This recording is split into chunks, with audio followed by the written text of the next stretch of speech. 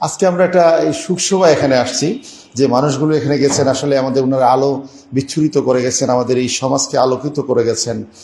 আসলে যখন কবি সেলিম আউয়াল ভাই আমাকে ফোন করে বললেন যে এমন একটা যে কবি মাজেদ আহমদ চঞ্চল ওনার স্মরণ সভায়, আমি প্রথমে আমার এখন যেখানে চাকরি করি আমি একাধারে সচিব একাধারে চেয়ারম্যান, এত ব্যস্ত থাকি যে আমি গিয়ে বসলে যে আমার সামনে নাস্তা দেওয়া হয় 10টার সময়, যেটা নাস্তা দেওয়া হয় 1:30টার সময় জোহরের নামাজ পড়ে দেখি এই নাস্তা ঠান্ডা হয়ে আছে। এমন অবস্থায় সেলিম আউয়াল ভাই ফোন করেছেন যে এই অনুষ্ঠানে আসার জন্য। প্রথমে আমি থমকে যাই যে এমন গুণী মানুষদের সম্পর্কে আমি এই বেগুন মানুষ কি কথা বলবো। আমার বলছে আপনি আসলেই বলতে পারবেন, আসেন।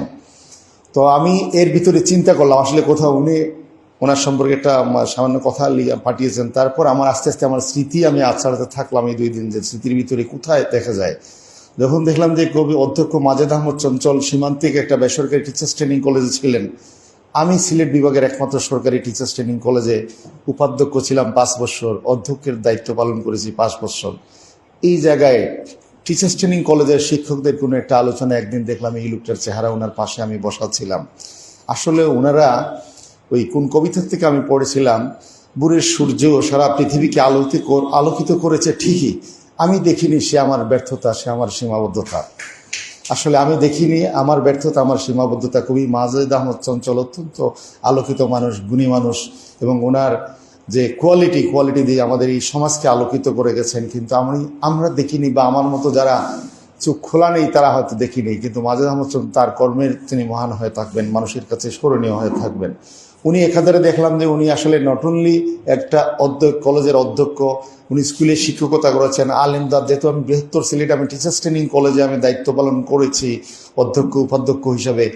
হাজার হাজার প্রশিক্ষণ প্রোগ্রামে কিন্তু আমি সভাপতির দায়িত্ব পালন করেছি, আমি ফ্যাসিলিটেটরের দায়িত্ব পালন করেছি, এবং টিচার্স ট্রেনিং সম্পর্কে দেশে বিদেশে আমার অনেক কিন্তু প্রশিক্ষণ গ্রহণ করেছি, এবং এগুলো মানুষের মধ্যে এই বিস্তরণ ঘটানোর চেষ্টা করেছি। আসলে আমি সরকারি টিচার্স ট্রেনিং কলেজে চাকরি করার সময় টিচার্স ট্রেনিং কলেজের গুরুত্ব যেটা, এই গুরুত্বটা আমাদের সিলেট অঞ্চলের যারা নীতি নির্ধারক যারা আছেন তাদের আসলে কর্ণ করে বা তাদের মনের মধ্যে প্রবিষ্ট করতে পারি নাই। আমরা সবসময় বলি যে আমরা আলোকিত সমাজ বিনির্মাণ করব, সারা দেশকে আমরা সুশিক্ষা আধুনিক শিক্ষায় শিক্ষিত করব, কিন্তু আধুনিক শিক্ষায় শিক্ষিত করার সতিকাকার যেটা, সেটা হচ্ছে সরকারি টিচার্স ট্রেনিং কলেজ বা বিভিন্ন টিচার্স ট্রেনিং কলেজ। কারণ একজন দক্ষ শিক্ষক কিন্তু তৈরি করে দেওয়া হয় টিচার্স ট্রেনিং কলেজ থেকেই।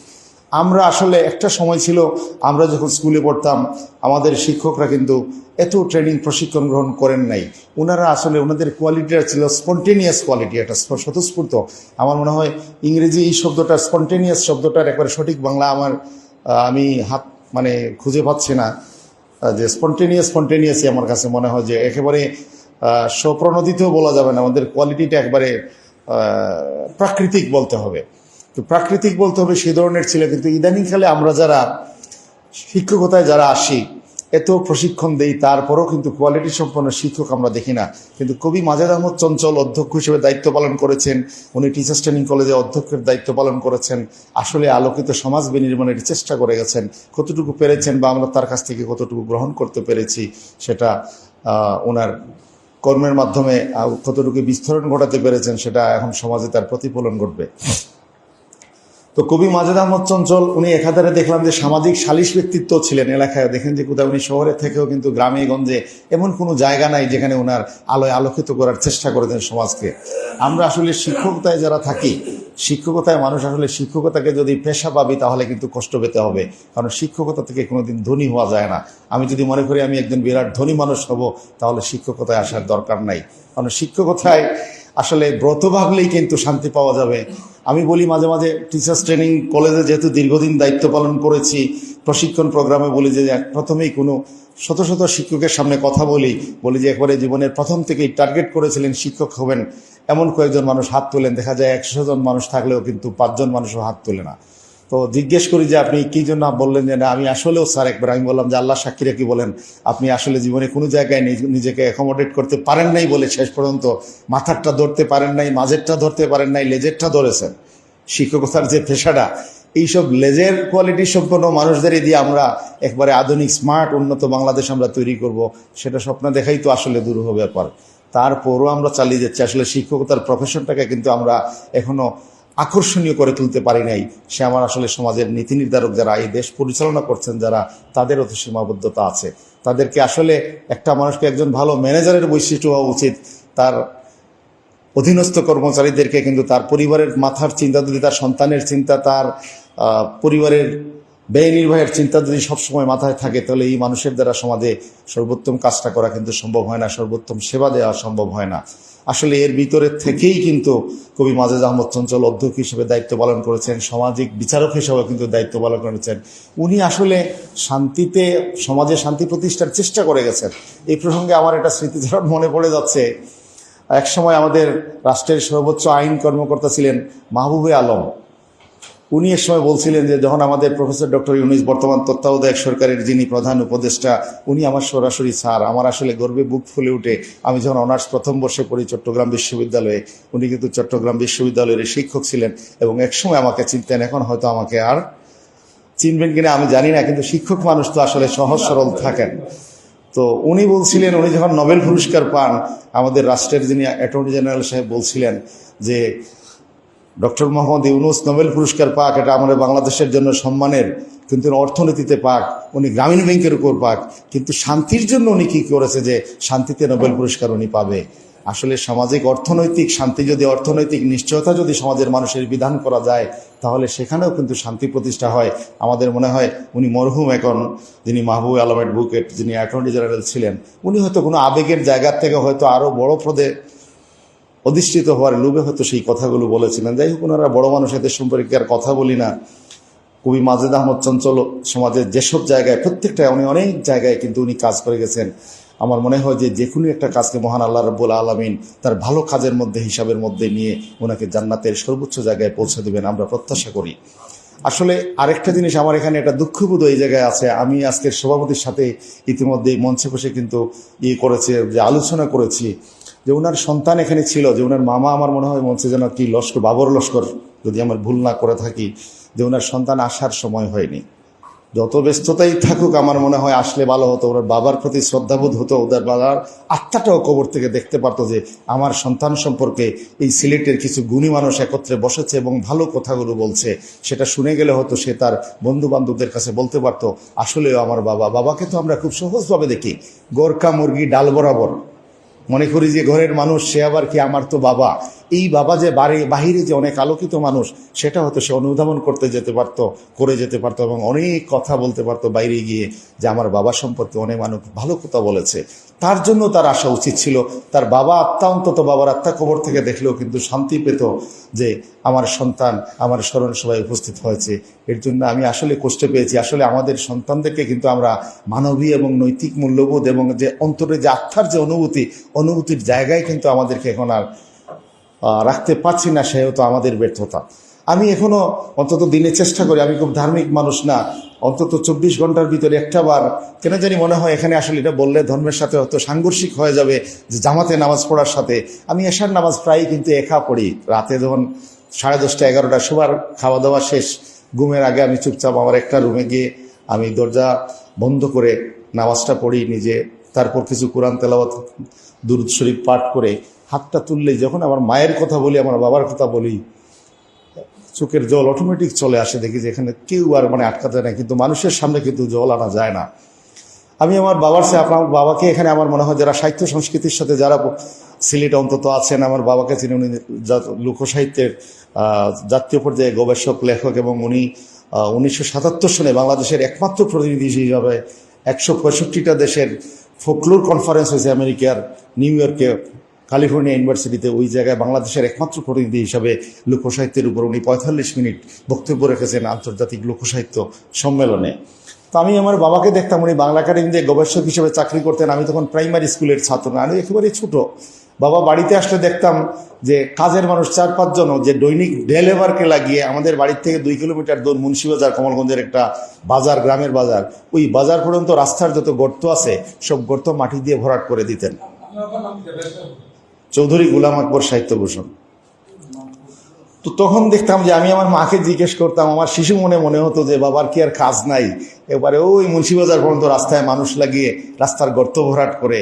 আসলে আমার সেই চুপ ততটুকু প্রসারিত হয় নাই, যার কারণে তখন বলতাম এখন আমার দৃষ্টি যখন প্রসারিত, আমার বাবা কিন্তু আমার সাহচর্যে নাই। আমি অনার্স সেকেন্ড ইয়ারে পড়ি, বিশ্ববিদ্যালয়ে যাওয়ার চেষ্টা করি, আমেরিকায় মানুষ যাচ্ছে সব মানুষ, আমি আমার বাবার সামনে কথা বলার সাহস নেই। মাকে অনেক কষ্টে ম্যানেজ করলাম, মা পড়াশোনা করবো, আমেরিকায় গিয়েও যাওয়ার সুযোগ। আমার এক বন্ধুর বড় ভাই বললেন যে তোমার কিচ্ছু লাগবে না, তোমাকে পাঠিয়ে দিব, পরে তুমি পারলে ভাড়াটা দিয়ে দিও। বাবার খানে যাওয়ার পর বললেন তুমি নাকি কোথায় যাওয়ার চেষ্টা করছো। তো আমি এইসব জায়গায় গিয়ে আসছি। আমি মনে করি যে দেশের সর্বোচ্চ শিক্ষায় শিক্ষিত হোক আমার সন্তান, তারপর যদি কোনো কাজ না পাও, বাড়ির সামনে বড় পুকুর আছে, সেটাই মাছ ফেলে জীবন ধারণ করার চেষ্টা করো। তো যাই হোক, যে আমি আমার কথা আর বলতে যাচ্ছি না, যে আমি ওই সন্তানের উপর আমার ইয়েটা হলো যে আসলে আমাদের সন্তানদেরকে কিন্তু আমাদের প্রতি তাদের মমত্ববোধ আসলে সৃষ্টি করতে পারছি না, হয়তো সেটা আমাদের ব্যর্থতা। আর জনাব মকসুদ আহমদ দ্বিতীয় যে ব্যক্তি, উনার সাথে দেখলাম মাজেদ আহমেদ সাহেবের সাথে আমি দুই একটা সবাই এমনি বসেছি, কথা শুনেছি, এভাবেই খুব ঘনিষ্ঠতা ছিল না। কিন্তু ওনার সম্পর্কে আজকে যেটুকু জানলাম, পরবর্তীতে কোনো জায়গায় যদি কথা বলতে হয় আমার মনে হয় অনেকক্ষণ কথা বলতে পারবো। জনাব মকসুদ আহমদের সাথে আমি সিলেট সরকারি মহিলা কলেজে যখন সহযোগী অধ্যাপক হিসেবে কর্মরত ছিলাম, অর্থনীতি বিভাগে সিলেট সরকারি মহিলা কলেজে, সাধারণত জেলা প্রশাসকের যে মাসিক একটা শান্তি আইন শৃঙ্খলার মিটিং হয় প্রত্যেক জেলা প্রশাসনের সভাপতিত্বে জেলা প্রশাসনের সম্মেলন কক্ষে, প্রশাসকের সম্মেলন কক্ষে, ওইখানে সাধারণত সরকারি কলেজের শিক্ষকরা আমরা ওই যে প্রশাসনের লোকরা আমাদেরকে খুব একটা পাত্তা দেয় না, আমরাও তাদেরকে পাত্তা দেই না। যার কারণে আমরা করি সর্বকনিষ্ঠ মানুষ যে আমার অফিসের যেহেতু হবে সরকারি নির্দেশনা, সবচেয়ে কনিষ্ঠ আজকে যে প্রভাষক কার্যে যোগদান করেছে তাকেই পাঠাই যে তুমি ওই মিটিংয়ে গিয়ে আসো। তো এরা খুব মজা পায়। প্রথম কর্মজীবনে প্রবেশ করে মনে হলো যে জেলা প্রশাসকের সম্মেলন কক্ষে বসলো, জেলার সব বিভিন্ন পদধারী মানুষগুলো আসলো, বিভিন্ন সংস্থার প্রধানরা আসলো। কিন্তু প্রথম কিন্তু ডিসি সাহেবরা বলতেন যে আমরা কলেজের অধ্যক্ষরা আসে না। কলেজের অধ্যক্ষ তো আসলে ডিসি সাহেব তোমার চেয়ে কিন্তু 2 গ্রেড উপরে মানুষ, সরকারি কর্মকর্তা হিসাবে কিন্তু তোমার চেয়ে গ্রেডে চিন্তা করলে তোমার চেয়ে 2টা গ্রেড উপরে সরকারি কলেজের অধ্যক্ষ। কাজেই আমরা ওই জায়গায় আমরা আর যাই না। আমি একবার ডক্টর নজরুল হক চৌধুরী মহিলা কলেজের প্রিন্সিপাল ছিলেন, স্যারকে বললাম যে স্যার আমি সহযোগী অধ্যাপক এবং অর্থনীতি বিভাগের প্রধান, বললাম যে স্যার আমি ওই জায়গায় যাব। আমাকে বললেন হঠাৎ করে আপনি সিনিয়র মানুষ কেন যাবেন? আমি বললাম যে স্যার আমি সমাজের একটা অসঙ্গতি আমার চোখে ধরা পড়েছে, যার কারণে ওইটা বললে আমি একটু শান্তি পাবো, এই কারণে আমি যাব, ডিসি সাহেবকে নিজের মুখে শুনিয়ে দেব। আপনাদের নিশ্চয় মনে আছে এখন যেটা আমরা ঐতিহ্যবাহী কোর্ট পয়েন্ট যেটা বলি, যেখানে আমরা সভা সেমিনার করি, বিভিন্ন রাজনৈতিক প্রোগ্রাম করি, এই জায়গার যে ফুটপাথ, ডিসি অফিসের যে টোটাল ফুটপাথটা কিন্তু একটা সময় স্থায়ী সামিয়ানা টাঙ্গিয়ে কিন্তু জুতার দোকান এবং বিভিন্ন দোকানে কিন্তু একবারে রেজিস্ট্রারি অফিস পর্যন্ত কিন্তু হয়েছিল, আপনাদের নিশ্চয়ই মনে আছে। এইটা দেখে আমার কাছে মনে হতো যে সরকার সবসময় আইন শৃঙ্খলার মিটিংয়ে বলে যে যানজট, যে শহরের যানজট নিরসন, তারপর ওই যে ট্রাফিকিং, এইগুলোর সম্পর্কে বলে, কিন্তু এই ফুটপাথ যদি স্থায়ী দোকানদাররা যদি দখল করে থাকে তাহলে যানজট কোথায়? মানুষ তো হেঁটে যেতে হবে, ফুটপাথ দিয়ে যেহেতু যাচ্ছে না, ফুটপাথ তো মানুষের হাঁটা পথ, কিন্তু যাচ্ছে না। এই কথাটা বলার জন্য যখন নজরুল হক স্যারকে বললাম যে স্যার আমি এই কথাটা বলার জন্য যাব ডিসি সাহেবকে, এইটা উনি ভাড়া দিয়েছেন নাকি আর কোনো রাজনৈতিক ব্যক্তিত্ব ভাড়া দিয়েছেন, বা এটার ভাড়াটা কে তোলে, এইটা বলার জন্য আমি আসলে নিরীহ চাকরি করি কিন্তু প্রতিবাদী মানুষ, সেটা আমার বড় ভাই জানেন যে আমি প্রতিবাদী মানুষ। আমি জেলা প্রশাসকের এখানে গেলাম, বললাম যে আমি প্রথমে 1-2 জন একটু কথা বলার পরেই বললাম যে আমি চৌধুরী মামুন আকবর, সহযোগী অধ্যাপক সরকারি মহিলা কলেজ সিলেট, অর্থনীতি বিভাগ সরকারি মহিলা কলেজ সিলেট। আমি এখানে কোনোদিন আসি নাই, প্রভাষক জীবনে মৌলভীবাজার কলেজে কর্মরত ছিলাম, তখন মাঝে মাঝে এসেছি। আর আজকে আসার একটা মাত্র কারণ, সবাই বললো যে এই লোকটা কি কারণে আসছে, মনে হচ্ছে মাস্টার মানুষ, এর কথা শুনে আগে বিদায় করে দিয়েছে। আমি বললাম যে আমি জানি না, আসলে জানার জন্য এসেছি এই জায়গায়, যে আমরা সবসময় আপনারা বলেন, আজকেও শুনলাম যে যানজট নিরসনের জন্য বিভিন্ন কর্মসূচি নিচ্ছেন, যে যানজট নিরসন করার জন্য। তো একবার দেখলাম যে আমাদের মাননীয় মন্ত্রী মহোদয়, আমাদের সিলেটের কৃতি সন্তান, বললেন যে আপনি যাওয়ার সময় আপনি গাড়িতে একা যাবেন না, রাস্তার যাকে পাবেন তাকেই নেবেন। এখন মনে করেন যে আমি আমার সন্তানকে নিয়ে ভোরবেলা স্কুলে যাচ্ছি আমার ব্যক্তিগত গাড়ি দিয়ে, রাস্তায় আমি কাউকে চিনি না, একজন মানুষকে নিলাম, তুলে দেখলাম এ কালা জাহাঙ্গীর হতে পারে, আমি যেহেতু জানি না তাকে, কালা জাহাঙ্গীর হতে পারে। একটু পরেই হয়তো একটা পিস্তল আমাকে ধরে বললো বাবা গাড়ির চাবিটা দে আগে। তো এমনও তো হতে পারে। কাজে যানজট নিরসনের জন্য আসলে এই লাইনে যারা বিশেষজ্ঞ তাদের পরামর্শ নিতে হবে। তো আমি ওই জায়গায় বললাম যে আপনারা যানজট নিরসনের কথা বলছেন, আমি অত্যন্ত আপ্লুত, আসলে আপনারা সমাজের ভালো কাজের চেষ্টা করে যাচ্ছেন, কিন্তু আমার একটা প্রশ্ন যে যানজট নিরসন করবেন, ফুটপাত কিসের জন্য? ফুটপাত যে মানুষ হেঁটে যাওয়ার জন্য ফুটপাত নির্মাণ করা হয়েছে, আমি অন্য ফুটপাতের কথা বাদই দিলাম, কিন্তু সম্মানিত জেলা প্রশাসক যিনি আজকের সভাপতি, উনার অফিসের আশেপাশে যে ফুটপাত যেগুলো আছে এইগুলা স্থায়ীভাবে দোকান দিয়ে, স্থায়ীভাবে একবারে বাঁশের সামিয়ানা টাঙ্গিয়ে তেরপাল লাগিয়ে কিন্তু এখানে দোকান দেওয়া হয়েছিল। এইটা আসলে কারা দিয়েছে, নাকি সরকার লিজ দিয়ে দিয়েছে ব্যবসায়ীদেরকে, সেটা জানার জন্য আমি বলছিলাম। সবাই দেখলাম কিছু মানুষ অতি আগ্রহী আমার মতো হাততালি দিল, আর ডিসি সাহেব কোনো কথাই বললেন না, চুপচাপ। আমি এরপরে অনেকক্ষণ চেষ্টা বসলাম, কিছুক্ষণ দেখলাম যে কেউ কোনো রিয়েক্ট করে কিনা, ডিসি সাহেব আর কোনো রিয়েক্ট করলেন না, আমি চলে আসলাম। যাই হোক, যে আমি মেসেজটা তো পৌঁছে দিতে পেরেছিলাম। ওই সময় জনাব মকসুদ আহমদকে আমি আমার পাশে কিন্তু বসেছিলেন এবং আমাকে বলছিলেন যে আমি মকসুদ আহমেদ। আমি আমার স্মৃতিহাত্রে দেখলাম, আসলে বললাম তো আমি আসলে আপনাদের সমাজে আপনারা যে প্রতিভার মানুষ, যেখানে আপনাদের অবাধ বিচরণ, এই জায়গায় কিন্তু আমার বিচরণ নাই বলেই কিন্তু আপনাদের সাথে আমি নিজেকে পরিচিত করতে পারিনি। এ আমার ব্যর্থতা, আসলে আমি নিজেকে পারিনি। এখন আমার আসলে এখানে আসলে, এই প্রথম যখন আসলাম দেখলাম যে 2-4 জন মানুষ আমার, যাই আমার মনে সান্ত্বনা ছিল যে যিনি আমাকে দাওয়াত দিয়েছেন আমার সেলিম আউয়াল ভাই, উনি আছেন, আমার আর দরকার নেই মানুষের। যাই হোক, যে আসলাম এই জায়গায়, আমরা যারা কবি সাহিত্যিক লেখালেখি করি এদের পরিবারে গিয়ে দেখবেন, যদি সমজদার যদি না হয় বলবে যে এই মানুষটা নিজের ঘরের খেয়ে বনের মহিষ তাড়ায়, এমন কথা বলবে। হয়তো যদি সমজদার হয় তাহলে হয়তো সম্মান করে কথা বলবে, না হইলে অসম্মান করেও কথা বলতে পারে। কিন্তু এটা আমাদেরকে অকপটে কিন্তু সহ্য করে নিতে হবে, কারণ আমি তো এটার পাগল। কিছু মানুষ পাগল না হলে শিক্ষকতা করতে পারবে না, লেখালেখিও কিন্তু একটা কর্মের প্রতি পাগল না থাকলে করতে পারবে না। আমার কাছে মনে হয় নেশা থাকতে হবে, নেশায় আকৃষ্ট হতে হবে। অবশ্য নেশা 2 ধরনের থাকে, ভালো কাজেরও থাকে, মন্দ কাজেরও থাকে। এটা তো অবশ্যই সাহিত্যিক, সাংবাদিকতা, এগুলা একটা সময় ছিল যারা সাংবাদিক তারা কিন্তু সাহিত্যিক, লেখক, গবেষক সব কিছুই ছিলেন। কিন্তু এখন এটার ধারা কিন্তু এখন আর সবাই সাংবাদিক যারা, আমি দেখি অনেক সাংবাদিক বিভিন্ন সময় এমন সব প্রশ্ন করে, যেমন আমি কয়েকদিন আগে যে পরীক্ষা পিছানোর জন্য অনেক সাংবাদিক বিভিন্নভাবে যে প্রশ্নগুলো আসলে করা দরকার নাই কিন্তু করে, আমি কিচ্ছু বললাম, মনে করি আস্তে আস্তেই তো এই সাংবাদিক একসময় বড় সাংবাদিক হবে। সেলিম আউয়াল ভাই তো একদিনে হন নাই। এই সেলিম আউয়াল ভাইকে যখন আমরা ছাত্র তখন থেকেই দেখি উনি আসলে এইগুলার পিছনে, আজকে সেলিম আউয়াল একদিনে হন নাই, কিন্তু অনেক দিনের সেলিম আউয়াল হিসেবে পরিচিত হয়েছেন। তো আমরা প্রত্যাশা থাকবে আসলে আপনাদের মতো গুণী মানুষদের সংস্পর্শে যদি আসতে পারি আমার জন্য ভালো। আসলে আপনাদের আলোয় আমি নিজেকে কিছু আলোকিত করতে পারবো। আমি আসলে অন্ধকার জগতের মানুষ, নিজের কোনো আলো নাই। আপনাদের আলোর থেকে যদি কিছুটা সংগ্রহ করে, যদি অন্তত আমার পরিবার মানুষ আমাকে বলে যে আপনার বড় ভাই, আমার বড় ভাই সাব রেজিস্ট্রার ছিলেন, জেলা রেজিস্ট্রার ছিলেন চৌধুরী হারুন আকবর, উনি লেখক হিসেবেও কিন্তু ছিলেন, পরিচিত ছিলেন মানুষের কাছে। আমি দেখি লেখক, গবেষক যেখানে বলি, সেদিন মেট্রোপলিটন ইউনিভার্সিটিতে গেলাম, যিনি বিসি হিসাবে দায়িত্ব পালন করছেন, হঠাৎ করে বললাম, ওরে আরে আপনি চৌধুরী মামুন আকবর, হারুন আকবর সাহেবের ভাই নাকি? আর আপনাদের বাসায় গিয়ে তো আমি খেয়ে আসছি। আমি বললাম যে এই কথা আমার না বলে মাধ্যমে খেয়ে আসছেন, এটা তো স্বভাবতই যে একজন মানুষের বাসায় গেলে কেউ আদর আপ্যায়ন করার চেষ্টা করে। আপনার মতো বিশ্ববিদ্যালয়ের শিক্ষক একজন অতি আলোকিত মানুষ, আপনাকে যদি সম্মান না করি তাহলে আমার বাবার প্রতিও কিন্তু স্মৃতির প্রতি অসম্মান করা হবে। আসলে আজকে আমরা এই 2 জন মানুষ সম্পর্কে যেটা জেনে, বাবর লস্কর সাহেব, আমি ওই ভাগনার প্রতি কিন্তু আমার খুব না, কিন্তু তার বাবার প্রতি শ্রদ্ধাবোধ থাকলে তার আসা উচিত ছিল যে এতজন আলোকিত মানুষ, খসরু ভাই অনেক ব্যস্ত মানুষ, আমার সালেম আমার বড় ভাই প্রত্যেকেই ব্যস্ত মানুষ, কিন্তু এই ব্যস্ততার মধ্যেও কিন্তু সময় করে নিয়েছেন।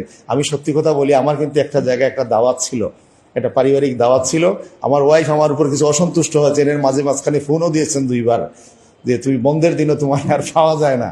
যাই হোক, যে এগুলা সহ্য করেই কিন্তু এই সামাজিক সংগঠনে কাজ করতে হয়। তো আমরা আপনাদের মতো কিছু মানুষ একবারে নেশাগ্রস্ত আছেন বলে এইসব ভালো কাজ সমাজে সম্ভব হচ্ছে। জনাব মকসুদ আহমদ এবং জনাব অধ্যক্ষ মাজেদ আহমদ চঞ্চল 2 জন অত্যন্ত গুণী মানুষ ছিলেন। আমরা যেই মানুষগুলো ওনার সম্পর্কে ভালো কথা বললাম, আমরা পবিত্র কোরআন থেকে আমরা অনেক সময় বলি, কিন্তু যে অনেক সময় আবেগ থেকে বলি যে এই মানুষটা যে উনি অকাল মৃত্যুতে, আসলে আমরা যখন একজন বুঝদার মানুষ, আমরা শিক্ষিত মানুষ, তখন অকাল মৃত্যু বলা যাবে না, কারণ কাল অকাল বুঝেন, কিন্তু যিনি আমার উপরে যিনি বসে আছেন মহান সৃষ্টিকর্তা আল্লাহ রাব্বুল আলামিন, উনি কিন্তু কাল। উনি বলছেন যে আমি বললাম আমি তার মৃত্যু দিয়েছি, তুমি কি তাকে জন্ম দিয়েছো নাকি মৃত্যু দিয়েছো, সবকিছুই আমার ইশারায় হয়েছে, আমার সিদ্ধান্ত হয়েছে, এখন আমি নিয়ে নিলাম। এর মানে তুমি অকাল বলছো, কাল ও কালের তুমি কি বুঝো? আসলে আমাদের জানার যেখানে পৃথিবীর সর্বশ্রেষ্ঠ জ্ঞানী যারা, তাদের জানার যেখানে শেষ, মহান আল্লাহ রাব্বুল আলামিনের জানা সেখান থেকে শুরু। কাজেই এসব জিনিস নিয়ে যে আমরা বলি, আমরা শুধু তাদের স্মৃতির যে আমরা যে ভালো কথা বললাম, প্রত্যেকটা মানুষের ওনাদের স্মৃতিতে কিন্তু আমরা আবেগ আপ্লুত, ওনারা ভালো কাজ করে গিয়েছেন। মহান আল্লাহ রাব্বুল আলামিন তাদের এই ভালো কাজের কোনো একটাকে ওসিলা করে মহান আল্লাহ রাব্বুল আলামিন পরকালে যাদেরকে বেহেশতের সর্বোত্তম স্থানে যেন তাদেরকে জায়গা করে দেন। ওনার সুখসন্তপ্ত পরিবার যেন এই সুখ সইয়ে সুখকে শক্তিতে রূপান্তরিত করে